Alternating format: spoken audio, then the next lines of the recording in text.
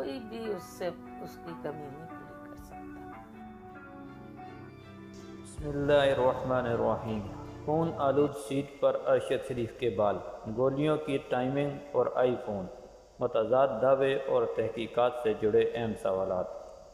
جی، ہم بات کر رہے ہیں ارشد شریف کی فیملی کی، جو کچھ دن پہلے انہوں نے انٹرویو دیا اس کے بارے میں، تو پلیز ویڈیو کو لاسٹ تک دیکھیے گا۔ یہ پتھر یہاں کیوں رکھے ہیں؟ کچی پتھریلی اور اس ویران سڑک پر سفر کے دوران ارشد شریف کی زندگی کا یہ آخری سوال تھا۔ اب تک کی تحقیقات کے مطابق اس سوال کے کچھ دیر بعد وہ گولی لگنے سے ہلاک ہو گئے تھے۔ پاکستانی صحافی ارشد شریف 23 اکتوبر کی رات کینیا کے علاقے ماگاڈی میں فائرنگ کے ایک واقعے میں ہلاک ہوئے تھے۔ ان کی موت کو تقریباً 2 ماہ ہونے کو ہیں، مگر پاکستان اور کینیا میں جاری اس ٹارگٹ قتل کی تحقیقات کے نتیجے میں سامنے آنے والی معلومات بظاہر اس کیس کو مزید پیچیدہ اور گمبھیر بنا رہی ہیں۔ تحقیقاتی ٹیم کینیا میں ہونے والی تحقیقات میں پیش رفت سے متعلق جاننے کے لیے نیروبی پہنچی اور اس کیس سے جڑے مختلف کرداروں سے بات چیت کی۔ تحقیقاتی ٹیم نے سمجھنے کی کوشش کی کہ اب تک ہونے والی تحقیقات میں کس نوعیت کے تضادات اور خامیاں ہیں۔ ٹیم نے جہاں کینیا میں اعلیٰ عہدیداروں کے انٹرویو کیے ہیں، اس کیس کی تحقیقات سے منسلک افسران، فائرنگ رینج اور فارم ہاؤس کے ملازمین اور فائرنگ کے مقام کی قریبی آبادی کے علاوہ بعض دستاویزات تک رسائی بھی حاصل کی تاکہ اس کیس میں پیش رفت کی معلومات جمع ہو سکیں۔ دوستو، ارشد شریف کی والدہ کا کہنا ہے، میں ذہنی طور پر اب تک یہ قبول ہی نہیں کر پائی کہ ارشد شریف اس دنیا میں نہیں ہے۔ جیسے وہ کبھی سوات چلا جاتا تھا، کبھی وزیرستان چلا جاتا تھا، میں آج بھی خود کو یہی بتاتی ہوں کہ وہ کہیں گیا ہوا ہے اور بس جلد ہی واپس آ جائے گا۔ ارشد شریف کی والدہ رفعت آروا علوی یہ بتاتے ہوئے اب دیدہ ہو گئیں۔ ان کی عمر اب تقریباً 70 سال ہے اور کئی گھنٹے کی ملاقات میں صرف ایک بار ان کی آنکھوں میں آنسو دیکھے، جب غالباً انہیں یہ خیال آیا کہ ان کا بیٹا اب واپس نہیں آئے گا۔ ارشد شریف کی والدہ بار بار اپنے بیٹے کی فائلوں کو سامنے لانے کا مطالبہ کرتی ہیں۔ وہ غصے میں ہیں اور کسی بھی شخص کا نام لینے سے گریز نہیں کرتی۔ ان کی والدہ کا کہنا ہے کہ میرے پاس اب اور کیا بچا ہے؟ کیا ہم عورتیں باہر دھکے کھائیں؟ مجھے اس ملک میں انصاف کی کوئی امید نہیں رہی۔ ان کی والدہ کا کہنا ہے کہ ارشد شریف اپنی نجی زندگی کو سوشل اور مین سٹریم میڈیا سے علیحدہ رکھنے کے قائل تھے، اور یہی وجہ ہے کہ ان کی والدہ اور اہلیہ آف کیمرہ بات چیت کرنے کو زیادہ ترجیح دی۔ ان کے گھر میں ڈرائنگ روم اور لانچ کی دیواروں پر ارشد شریف اور ان کے بھائی میجر اشرف شریف اور والد، جو پاکستان نیوی میں ملازم تھے، کی تصویر شیلڈز آویزاں ہیں۔ اس کے علاوہ اہل خانہ کے پاس ارشد شریف کے اپنے بچوں کے ساتھ ہر موقع اور تہواروں کی تصاویر کے کئی البمز ہیں اور درجنوں ایسی تصاویر بھی ہیں جن پر جمی گرد ان کی والدہ صاف کرتی رہتی ہے۔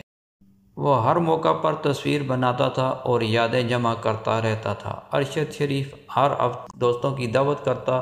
ہم خواتین کھانا تیار کرتی تھیں، مگر ہم کبھی اس کے دوست احباب سے نہیں ملے۔ ارشد شریف کی بیوی کا کہنا ہے کہ انہوں نے بتایا کہ ارشد شریف کو طویل عرصے سے دھمکیاں مل رہی تھیں۔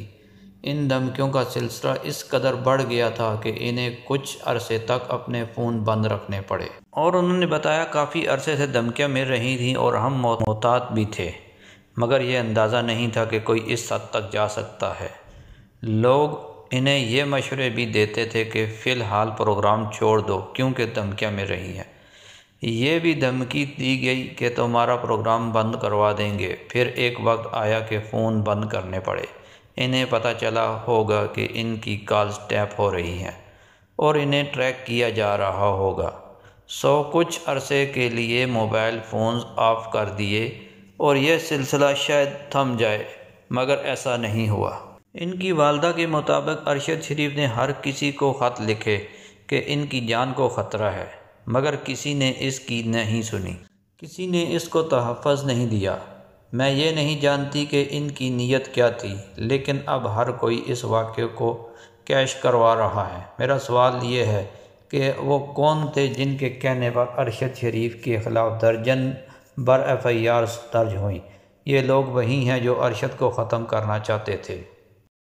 ان کی والدہ کا اشارہ ان FIRs کی جانب ہے جو صحافی ارشد شریف کے خلاف ان کے پاکستان چھوڑنے سے قبل مختلف شہروں میں کاٹی گئی ہیں۔ ان کا پروگرام بند کر دیا گیا، یہاں تک کہ ان کی نجی نیوز چینل ARY نے ان کو نوکری سے نکال دیا۔ اس سے پہلے ارشد شریف کو اسٹیبلشمنٹ کے کافی قریب سمجھا جاتا تھا۔ پاکستان تحریک انصاف کے چیئرمین عمران خان کے خلاف رواں برس تحریک عدم اعتماد کامیاب ہونے کے بعد ارشد شریف نے شدید الفاظ میں اسٹیبلشمنٹ اور سیاست میں ان کے مبینہ کردار پر تنقید شروع کی۔ جب فوجی قیادت اور عمران خان کے درمیان بیانیے کی جنگ شروع ہوئی تو ارشد شریف عمران خان کے ساتھ کھڑے تھے۔ جب ان کا پروگرام بند ہوا اور ARY نے ان سے الگ ہونے کا اعلان کیا تو ارشد شریف نے YouTube پر ویلاگز کا سلسلہ شروع کیا۔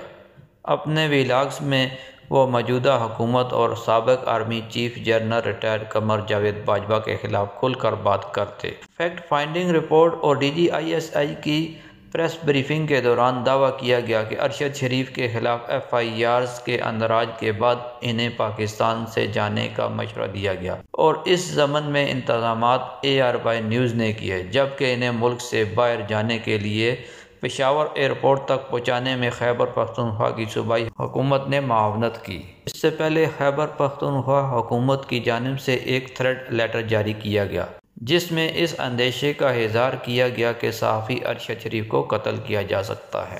دوستو آپ کو پتہ ہی ہوگا کہ ارشد شریف پاکستان سے پہلے دبئی روانہ ہوئے۔ ارشد شریف کی پاکستان سے دبئی روانگی۔ پاکستان سے روانگی کے بعد ارشد شریف کی پہلی منزل دبئی تھی، جہاں انہوں نے 10 دن قیام کیا۔